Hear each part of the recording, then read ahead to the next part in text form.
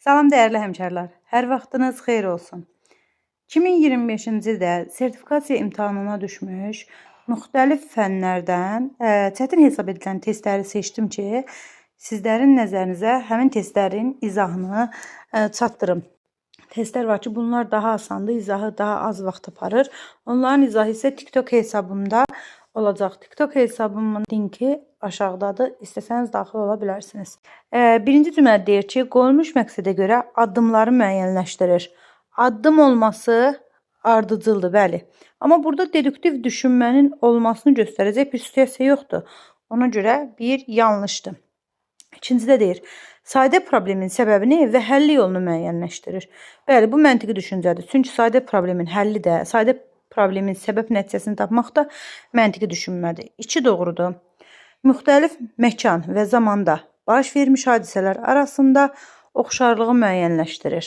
Oxşarlıq olması analoji düşünmədir. Amma oxşarlığı, fərqliliyi müəyyənləşdirmək tənqidi deyil, məntiqi təfəkkürdür.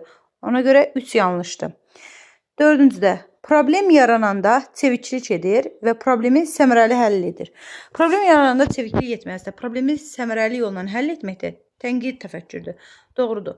Ümumiyyətlə, yadınızda saxlayın ki, problemin sadə həll yolu məntiqi təfəkkürdür. Problemin səmərəli, sistemli həll yolu tənqid təfəkkürdür. Problemə yaradıcı həll yolu tapmaq yaradıcı təfəkkürdür. Deməli, burada problemi səmərəli yolla həll etmək tənqid təfəkkür doğrudur. 5-ci testdə araşdırma aparır, mövcud həll yollarından bir neçəsindən səmərəli şəkildə istifadə edərək problemi həll edir. Bu isə bəli, yaradıcılıqdır, doğrudur. 2, 4, 5 doğru cavab olacaq birinci testdə B variantı. İkinci testə baxaq. Həyat bilgisi dərsində şagirdlər müşahidələr nəticəsində belə qərara gəlirlər ki, zavodlardan ətrafa buraxılan tüstülər insanların nəfəs almasını çətinləşdirir. Həyat bilgisi dərsində. Şagird düşünür ki, bu problemi aradan qaldırmaq üçün davamlı şəkildə yeni planlar hazırlamalıdırlar. İnteqrasiyanın növü və idrak taksonomiyanın hansı mərhələsi reallaşmalıdır?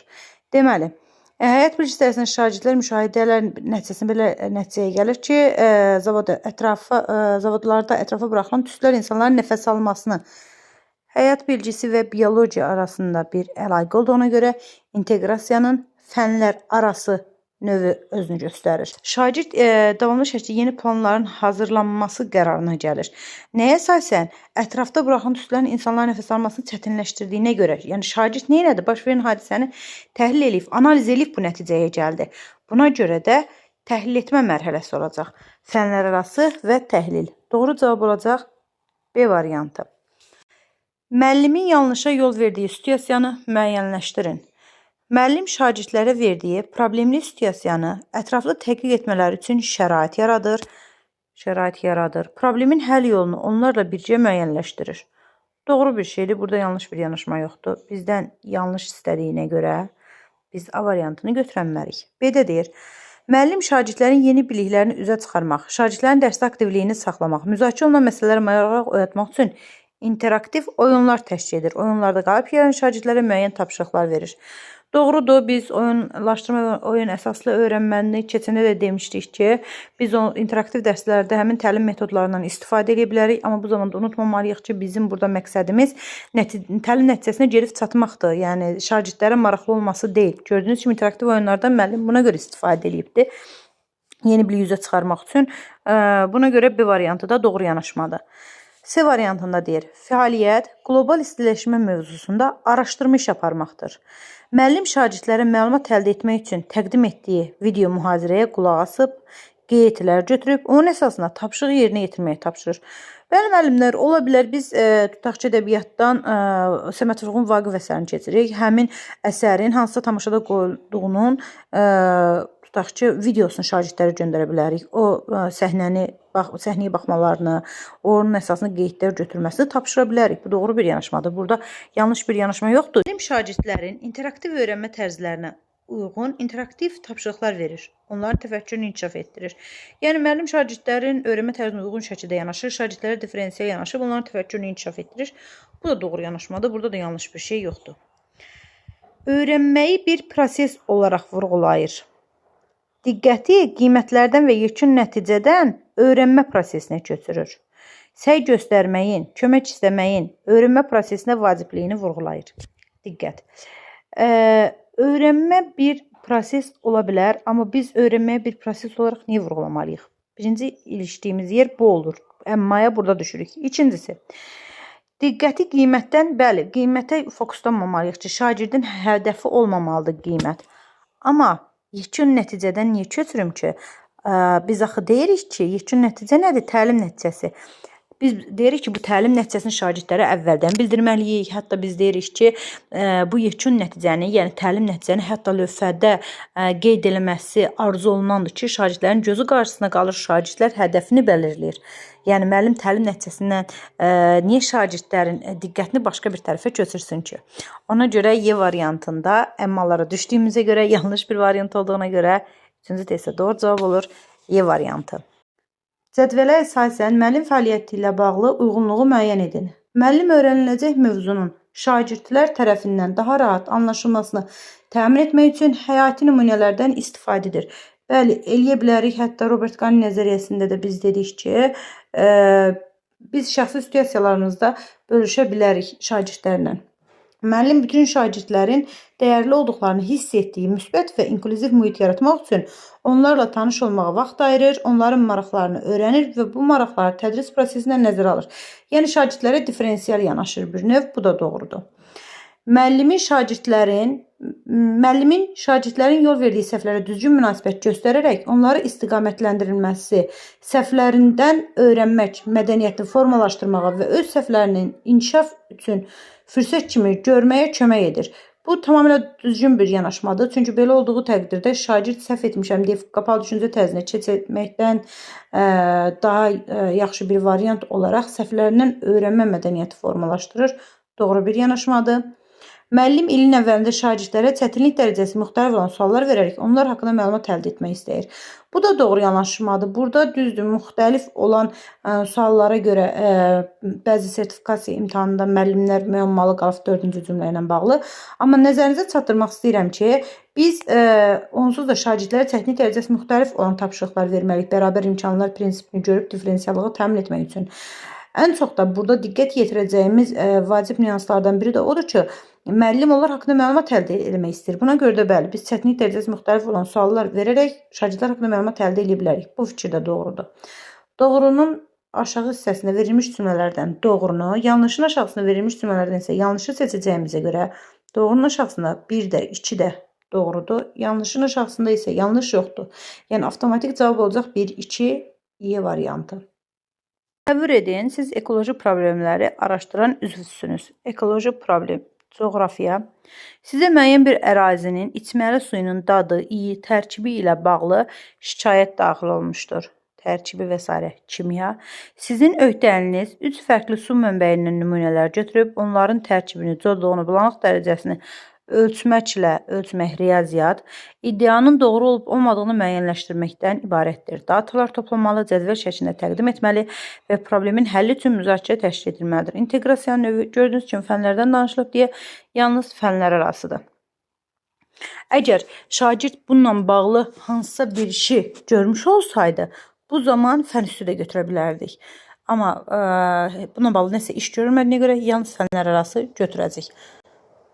6-cı testdə şagirdlər müxtəlif xalqların mədəniyyətini, həyat tərzini dərin mənbələr əsasında tədqiq edir və debata hazırlayır. Müəllimlər, debat hazırlamaq, debat nədir? Arqumentlər gətirmək, əsaslandırmaq, əks arqumentlər gətirmək, bunlar hamısı dəyərləndirmək mərhələsinin göstəricisidir. Debat deyəndə həmişə konseptual bilik, tənqid, təfəkkür və idrac taksonomiyanın dəyərləndirmək mərhələsini düşünün demişəm və gördüyünüz kimi sertifikasiya imtahanında da düşdü. 7-ci sual. Şagird hər gün dərsə gecikir. Müəllim də hər dəfə onun gecikmə səbəbini soruşur. Nəticədə hər gün tədris prosesi bölünür. Bu hal sinifin idarə edilməsində hansı yanlışlığa yol verildiyindən xəbər verir? Şagirdlərdə ciddi davranış problemləri var. Birincisi, burada gecikən bir şagirddir. Şagirdlər demir və burada cəm halını gətirir. Sıradan bir məntiqi bir şey göstərmək lazımdır bu testdə.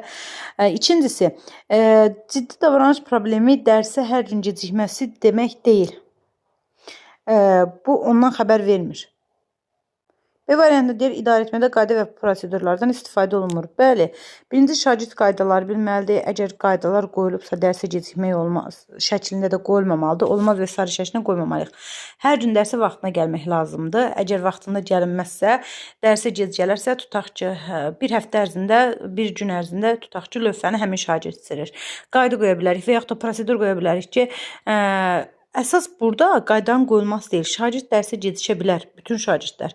Amma hər gün davamlı hal alması arzu olunan bir hal deyil. İkinci əsas məsələ isə müəllim onun gecikmə səbəbini soruşur. Bu artıq bizim prosedurlarımıza əngəldir. Biz prosedur müəyyənləşdirməliyik ki, dərsə geciksən də sonradan sinifə daxil olanda yerinə keç və dərsə qoşul, fəaliyyətə qoşul, yoldaşlarına qoşul. Yəni gördünüz ki, burada prosedur qoyulmuş və istifadə olunmayıb. Elə proseduru pozan ilk şəxsdir, elə bu situasiyada müəllimdir. Ona görə burada sinifin idarə edilməsində yanlışlıq qayda və prosedurların qoyulmamasıdır. Doğru cavab olacaq burada B. Məsələn, C variantında deyir, müəllim valideyn münasibətləri, valideynlik burada bir şey yoxdur. Sinifdə bullying olmasından xəbər verir. Bu situasiya bizə ona yönləndirmir. Yəni şagird hər gün dərsə gecikir deyə bullying var, yox, biz bunu deyə bilmərik. D variantı da getdi. Müəllim şagird münasibətləri düzgün qurulmamışdır. Münasibətdən söhbət getmir burada. Sinifdəki qayda prosedurların düzgün istifadə olunmamasından söhbət gedir. Ona görə doğru cavab 7-ci testdə olur B variantı. 8-ci testdə müəllim şagird dərsdə söhbət etdiyinə görə ona bütün sinifin qarşısında irad bildirir. Bu davranış müəllimin hansı bacarığının zəif olduğunu bildirir. Bütün sinif qarşısında irad bildirilməməlidir o şəkildə. Deməli, yaş xüsusiyyətlərinə uyğunlaşma bacarığı, təlim materiallarının yaş xüsusiyyətlərinə. Bunun heç bir dəxli yoxdur. İntizam pozuntularına qarşı sərt reaksiya göstərmək bu doğru bir yanaşma deyil. Sinif daxili kommunikasiya, kommunikasiya ünsiyyət deməkdir müəllimlər və pozitiv intizamı qoruma. Doğru cavab olur C variantı. Obyektiv qiymətlənmə meyarlarını götürə bilmərik bu testdə əsasən biz. Dərs zamanı texnologiyanın düzgün istifadə, yəni verilmiş variantlar gördüyünüz kimi elə bir variantlardır ki, bu situasiyaya görə o variantlardan şübhələnə bilmərik. 9-cu testdə summativ qiymətləndirməyə aid olanı müəyyənləşdirin. Yarımillik qiymətlənməyə təsir edir. Bəli, təsir edir summativ qiymətlənmə. İstəyir BSG-nin keçirildiyi sinif olsun, istəyir BSG-nin keçirilmədiyi siniflər olsun, fənlər olsun. Summativ qiymətlənmə, yarımillik qiymətlənməyə təsir eləyir müəllimlər. Axı biz yarımillik qiymətlənmədə şagirdlərin BSG keçirilməyən siniflərdə KSG-lərini toplayıb sayına bölməliyik. BSG keçirilən siniflərdə də sayını KSG-ləri toplayıb sayına böləndən sonra 0,4-ə vurub üstünə gəlirdik. BSG-nin nəticəsini vurduq 0,6-ya. Bu şəkildə toplayırdıq. Deməli, istəyir KSG-nin keçirildiyi sinif olsun, istəyir BSG-nin keçirilmədiyi sinif. Yəni, böyük summativ keçirilsə də keçirilməsə də. Kiçik summativlər həmişə yarımillik qiymətlənməyə təsir edir, yarımillik də ilk qiymətlənməyə təsir edir. İdraki fəaliyyət deyirsə, müşahidə etmək formatı var idi. Təlim fəaliyyətini izləmək formatı var idi. İllik qiymətlənməyə təsir etmir. Dediyim kimi, yarımilliyə də təsir edir, yarımillik də illiyə təsir edir. Getdi. Qiymətlənmə meyarları mövzusu dərs ərzində edilən tapşırıqlara əsaslanır. Qiymətlənmə meyarı mövzusu dərs edilən tapşırıqlara əsaslanır. Doğru, amma format var deyil, bu format var. Getdi. Ona görə doğru cavab olur. 9-da A variantı. Şagirdlər ölkəyə gələn turistlər üçün bəlli bir plan hazırlayırlar. Azərbaycanın müxtəlif bölgələrinin, görməli gəzməli yerlərini, abidələrini araşdırırlar. Daha sonra müasir texnologiyalarla virtual şəkildə hazırlayırlar, yerləşdirirlər. Virtual gəzinti xəritəsini təqdim edirlər. Azərbaycanın müxtəlif bölgələrinin görməli gəzməli yerlərini dedikdə coğrafi məkan, coğrafiya fənnindən, abidələrini dedikdə üçüncündən də olsa tarix fənninə, müasir texnologiyalar virtual şəklini hazırlayır dedikdə informatika fənninə, yeri gəlsə texnologiya və plan hazırlamağına şəkildə hazırlayırlar. Bilmirik, yəni yazılı şəkildə hazırlayırlarsa dili fənninə toxunurlar. Fənlər arasında əlaqə var. Yəni üçüncüdən bucağından əlaqələri də nəzərə tutsamız azı 5 fən arasında Azərbaycanda tarix, coğrafiya, informatika və texnologiya fənləri arasında əlaqəni görürük. Fənlər arasının yəni olduğuna əminik. Ən azından imtahanda əyləşəndə bunun ikisini görmüş olmalıydıq. Doğrudurmu? Fənlər arası inteqrasiya var. Amma eyni zamanda şagirdlər müasir texnologiyalar virtual şəklini hazırlayır, yerləşdirir. Virtual gəzinti xəritəsini təqdim edirlər. Müəllimlər, informatika fənninin məzmun xəttləri arasında da əlaqə var. Coğrafiya fənninin məzmun xəttləri, coğrafi məkan, təbiət, cəmiyyət 3 məzmun xətti arasında da əlaqə var. Buna görə də burada fənn daxili əlaqə də var. Məzmun xəttləri arasında əlaqə olduğuna görə və bu il edilmiş dəyişikliklərə əsasən fənüstü inteqrasiyanı biz o zaman götürdük ki, şagird bacarığından istifadə edə bilsin, bir problem həll edə bilsin, bir iş görə bilsin. Və gördüyümüz kimi burada qeyd olunur ki, virtual gəzinti xəritəsini təqdim edirlər. Yəni şagirdlər iş də görür. Buna görə fənüstü inteqrasiya da var. Deməli verilmiş testdə inteqrasiyanın hər üç növü, həm fənüstü, həm fən daxili, həm fənlər arası inteqrasiya mövcuddur. Ona görə 10-cu testdə doğru cavabımız olacaq Y variantı. 11-ci testə baxırıq. Yanlış olan fikirlər istənilir. Eyni metoddan bir sinifdə istifadə olunursa, eyni yaş səviyyəsinə uyğun dəyişilmədən digər siniflərdə də tətbiq olunmalıdır. Deməli, bu il 6 A sinifinə dərs deyirəmsə, növbəti ildə 6 A sinifində eyni yaş səviyyəsi olduğuna görə eyni metoddan istifadə etməliyəm deyir. Çünki şagirdin yaş səviyyəsi və idrak fəallığı bir-birinə yaxın olur. Açıqlamanı da belə verir. Düzdür açıqlaması. Şagirdin yaş səviyyəsi, idrak fəallığı bir-birinə yaxın olur. Amma mən eyni metoddan hər il o sinifdə eyni yaş qrupunda olan siniflərdə keçsəm, bəs müəllimin vəzifələrində var idi ki, interaktivliyi öyrənmək və sinifdə tətbiq etmək, yeni təlim metodlarından tanış olmaq, sinifdə tətbiqin yaratmaq. Elə burada müəllim öz vəzifələrini düzgün şəkildə yerinə yetirmiş olmur və kurikulum prinsipindən tələb-yönümlülük prinsipini pozmuş olur. Yanlış dediyinə görə biri götürəcək. İkincidə deyir, şagirdlərin öyrənmə tərzinə uyğun müəllim metodika seçməlidir. Bu müəllimin pedaqoji çeviçiliyinin göstəricisidir, tamamilə doğrudur. Üçüncüdə deyir, dərs zamanı metodikanın dəyişməsi şagirdlərin diqqətini yayındırır. Buna görə sabit struktura sadiq qalınmalıdır. Tamamilə yanlışdır ki, təəssüflər olsun ki, hazırda da məktəblərimizdə və pedaqoji təcrübələrdə olan tələbələrimizdə icmal yazılaraq sadiq bir struktur üzərindən dərslərin keçirilməsi tələb olunur. Bu yanlış yanaşmadır. Artıq 5 ilə yaxındır ki, mən və bütün təlimçi həmkarlarım dəfələrlə vurğuluruq ki, bu yanlış yanaşmadır. Bu şəkildə yanaşılmamalıdır. Müəllim öz yaradıcılıq səriştəsini dərsinə gətirməlidir. Hər dərsi fərqli metodlardan istifadə etməlidir. Bu şagirdin diqqətini yayındırmır. Şagird üçün dərs daha maraqlı olur. Ona görə 3-cü cümlədəki verilmiş fikir də yanlışdır. 4-cü cümlədə verilən fikir, tədris metodlarının seçimi yalnız təlim nəticələrinə əsaslanmalıdır. Şagirdlərin marağı nəzərə alınmamalıdır. Bəli, doğrudur. Biz təlim nəticələrinə əsasən tədrisin metodlarını seçməliyik. Əsas olan nəticənin reallaşmasıdır. Amma şagirdin də marağını biz nəzərə almalıydıq. 4-cü cümlədə yanlışdır. Metodik çeviçlik müəllimin dəyişkən öyrənmə vəziyyətinə uyğun bacarıqları əks etdirməlidir. Doğrudur. Deməli, 1, 3, 4 yanlışdır. Doğru cavab olacaq Y variantı. 12-ci testə baxırıq. Şagirdlərə məktəbin tavanı üçün trapesiya formasında günəş paneli ilə hazırlamaq tapşırılır. Ölçülər verilir və model qurulmalıdır. Ölçülər verilir. Trapesiyanın ölçüləri bu həndəsə məzmun xəttinə aiddir.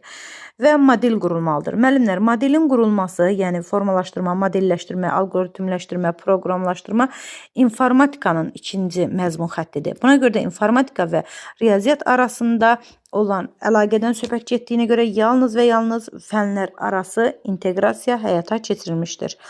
12-ci testdə doğru cavab olacaq A variantı. 13-cü testdə dərsdə kəsirlər mövzusu keçirilir və möhkəmləndirmək üçün müəllim şagirdlərə oyun qurmağı tapşırır. Müəllimlər, burada da müəllimlər belə aydınlaşdırırlar ki, müəllim oyun qurmağı tətbiq etməkdən şübhələndik. Buna görə mən məqsədli şəkildə imtahanda tətbiq etmək variantlarda verilibdir. Mən məqsədli şəkildə tətbiq etməni variantlarda vermədim. Niyə? Çünki istədim ki, testin üzərində belə olanda oturub dayanasınız. Kəsirlər mövzu keçirildi, möhkəmləndirmək üçün müəllim şagirdlərə oyun qurmağı tapşırır. Bu oyunu əvvəlcədən şagird qurmuyub. Müəllim möhkəmləndirmək üçün oyun qurur deyilir axı.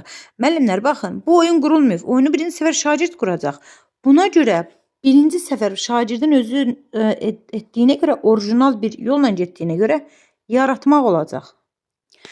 14-cü testdə 21-ci əsrdə rabitənin inkişafının əhəmiyyətini öz sözlərinizlə izah edin. 19-cu əsr qeyd eləmişəm. Burada izah edin. Müəllimlər, izah etmək nədir? Yəni interpretasiya etmək, öz sözlərinlə demək. İdrak taksonomiyanın anlamaq, biliyin konseptual növü, təfəkkürün isə məntiqi təfəkkür. Qeyd edim ki, imtahanda verilən cümlədə sadəcə təfəkkürün növü soruşulmuşdu. Üzr istəyirəm, taksonomiyanın mərhələsi soruşmuşdu. Mən təfəkkür növünü və biliyin növünü məqsədi şəkildə yazdım ki, onunla rastlaşa bilərik. Konseptual anlamaq və məntiqi. Hansı təlim nəticəsi düzgün formalaşdırılmışdır deyir. Təlim nəticələrində nəyə diqqət yetirməliyik? Birincisi, bilir, bacarır, mənimsəyib, əzbərləyib tipli stativ feillərlə bitməməlidir. Dinamik sayıla bilən feillər olmalıdır ki, dinamik feillər dedikdə taksonomiyanın, Bloom taksonomiyasının feilləri nəzərdə tutulur. Taksonomiyanın feilləri nəzərdə tutulur. İkinci, diqqət yetirməliyik ki, cümlə tam şəkildə bitsin. Məsələn, maddi və maddi aləmi fərqləndirmək. Bu şəkildə, qısa şəkildə olmamalıdır. Cümlə tam bitməlidir, fərqləndirir şəklində olmalıdır. Üçüncüsü, müəllimə yönəlik olmalı deyil. Təlim nəticəsi şagirdə yönəlikdir. Çünki biz sinfə girəndə nə keçəcək yanaşmasında deyil, şagird nə öyrənəcək yanaşmasında olmalıdır deyirik axı illərdir. Deməli, buna əsasən baxırıq. A variantı bacarır, olmaz. B variantı, şagirdə ictimai nəqliyyatda davranış qaydalarını öyrədir. Kim? Müəllim, müəllimə yönəlikdir, olmaz. C variantı, əsərin əsas ideyasını təqdim edir. Bəli, C variantı doğrudur. D variantı, köməkçi nitq hissələrini öyrədir. Kim? Öyrədən kimdir? Müəllim, olmaz. Tabirlik bağlayıcılarını tanıyır. Burada olmaz, çünki burada da biz ölçə bilmirik. 16-cı testdə. Diaqnostik qiymətləndirmə məqsədlərindən aid deyil. Müəllimlər, burada gördüyünüz kimi C variantı verməmişəm, çünki C variantı doğru variantı idi. İstədim ki, diaqnostik qiymətləndirmə məqsədlərini görəsiniz, oxuyasınız. Buradakı verilmiş bütün variantlar doğrudur. Bu məqsədi şəkildə sırf öz müdavimlərimə görə elədim ki, təkrarlayaq bir növ ki, diaqnostik qiymətləndirmə məqsədləri hansılardır. C variantında belə bir fikir verilmişdi ki, şagirdin irəliləyişini izləyir kimi cümlə verilmişdi. O isə formativ qiymətlənmənin xüsusiyyəti olduğuna görə doğru cavab həmin variantı idi. Çünki bizə aid olmayan istəyir. İstəyirəm diaqnostik qiymətləndirmənin məqsədlərini bir növ təkrar eləyəsiniz, cümlələr şəklində oxuyub. 17-ci testdə şagirdlə münasibətdə demokratik üslub nümayiş etdirən müəllim fəaliyyətinə aid deyil. Şagirdlər üçün təlimdə bərabər imkan aiddir. Şagirdlərin nailiyyətini hər günə uyğun olaraq dəyərləndirir, yəni vaxtında rəyin verilməsi aiddir. Şagirdin tələb maraqlarını nəzərə alır, aiddir. Qiymətləndirmə meyarlarını öncədən elan edir. Mütləq şəkildə təlim nəticəsində qiymətlənmə meyarı əvvəlcədən deyilməlidir, aiddir. Daim dərsə hazır olan şagird bir dəfə dərsə hazır olmazsa buna göz yumur. Müəllimlər, bu qiymətləndirmə normaları olan vaxtıydı, ənənəvi təlimdə idi. Bizim oxuduğumuz vaxtdaydı ki, biz hazır olmayanda müəllim deyib, yox, həmişə hazır olsan.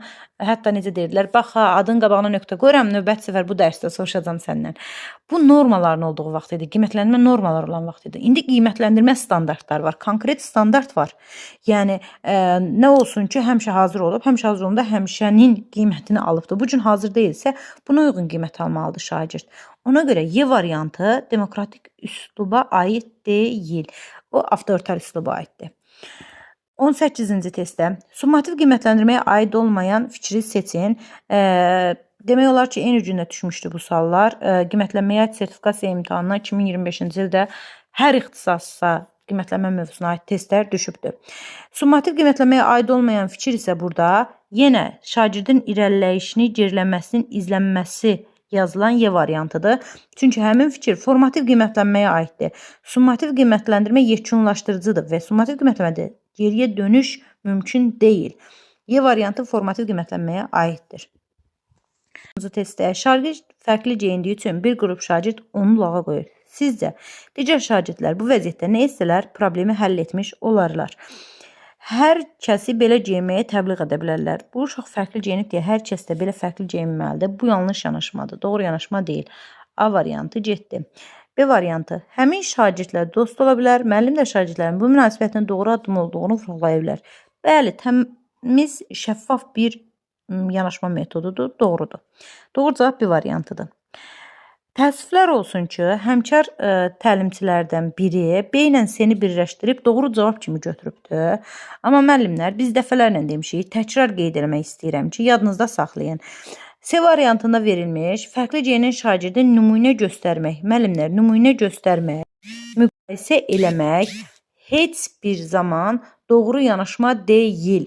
Bir şagird digərinə əsla nümunə olmamalı, müqayisə edilməməlidir. Bir insan ən yaxşı vəziyyətdə müqayisə olunacağı insan keçmişdəki özüdür. Yəni o şagird əvvəlki fəaliyyətinlə bağlı müqayisə oluna bilər. Digər şagirdlərlə deyil. Ona görə C variantı da yanlış yanaşmadır. Şagirdlər fərqli geyinən şagirdə belə geyinməyin doğru olmadığını başa sala bilər. Bu variant o zaman doğru olardı ki, B variantı verilməsin. Amma B variantı kimi bir yolumuz varsa əlində D variantını doğru götürə bilmərik. Çünki şagirdin digər şagirdi başa salması hətta geyimlə bağlı nə dərəcədə doğrudur, müzakirə olunacaq bir mövzudur. Həmin şagirddən bu geyimi hardan əldə etdiyinə bağlı suallar verə bilərdilər. Bu bir problem həlli deyil. 20-ci sualda uşağın biri məktəbli formasına gəlmir. Digər şagirdlər ona lağ edir. Müəllim nə etməlidir? Həmin şagirdin valideyninə xəbər etməlidir. Nəzərinizə çatdırmaq istəyirəm. Dəfələrlə vurğulamışam, bir daha vurğulayıram.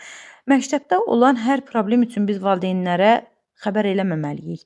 Hər problemin həlli üçün valideynləri köməyə çağırmamalıyıq. Necə ki, valideynlər evdə olan övladınla arasındakı hər problemdə bizim qapımızı döymədiyi kimi, biz hər problemdə təbii ki, bu uc bir məsələlər var ki, onları nəzərdə tutmuram. Hər problemdə biz də valideynləri məsələyə, belə deyək ki, qatmamalıyıq. Bu yanlış yanaşmadır. Nədir? Uşaq məktəbli formasında gəlməyibdir. Buna görə valideyni niyə xəbər eləyim ki? Özüm həll etməliyəm müəllim olaraq bu problemi. Necə həll eləyəcəm? İndi onu axtarmalıyıq. Dərsin vaxtına mane olmadan, dərsdən sonra saxlayıb, niyə belə etdiklərinin sorğusuna aparmalıdır lağ eləyən uşaqlarla. Biz şagirdlər belə bir yanlış yanaşma görürlərsə, bunun niyə belə etdiklərinin səbəbini onlardan soruşmağımız doğru bir yanaşma deyil. Həmin şagirdin dərsdəki akademik uğurlarını vurğulamalıdır ki, şagird özünü həmin mühitə aid hiss etsin. Bu yanlış yanaşmadır. Çünki məktəbli formasına gəlmək bir davranış qaydasıdır, bir davranış göstəricisidir. Akademik uğurların davranışa bir aidiyyəti olmamalıdır. Emosional intellekt olaraq empatiya hissini formalaşdırmalıdır. Bəli, və görünür ki, bu sinifdə empatiya hissi formalaşmayan şagirdlər var. Formalaşmadığına görə də digər yoldaşlarına lağ eləyirlər. Müəllim çalışmalıdır ki, şagirdlərdə emosional intellektin empatiya komponentini formalaşdırsın. Doğru cavab olacaq D variantı. Lağ edən şagirdlərə cəza verərək belə halların qarşısı alınmalıdır. Hər şeydən ötəri şagirdlərə cəza verilməməlidir. Ümumiyyətlə, cəzalandırma nə dərəcədə doğrudur? Bu da müzakirə olunacaq bir mövzudur ki, davranış qaydaları nəzəriyyəsində buna toxunuruq. Amma belə bir hal baş verdiyinə görə şagirdlər cəzalandırmamalıyıq biz şagirdləri. Doğru bir yanaşma olmaz. Ona görə də 20-ci testdə doğru cavab olur D variantı. 2025-ci il sertifikasiyaya düşən müzakirəyə sosial şəbəkələrdə səbəb olan testləri sizlərlə bölüşdüm ki, ətraflı şəkildə tanış olasınız və nələrə diqqət yetirməliyik, buna qeyd etməyə çalışdım bunları. Bəzi testlər var ki, bu testlər asan hesab eləyirəm. Həmin testlərin izahını da TikTok hesabımda paylaşacağım videonun əvvəlində dediyim kimi. TikTok hesabımın linki aşağıdadır. İstəsəniz linkə daxil olub qoşula bilərsiniz. Diqqətiniz üçün minnətdaram. Çəkilən əziyyət yerdə qalmır. Kim nə əziyyət çəkibsə, ona uyğun nəticə də görəcək, görməyini də arzu edirəm.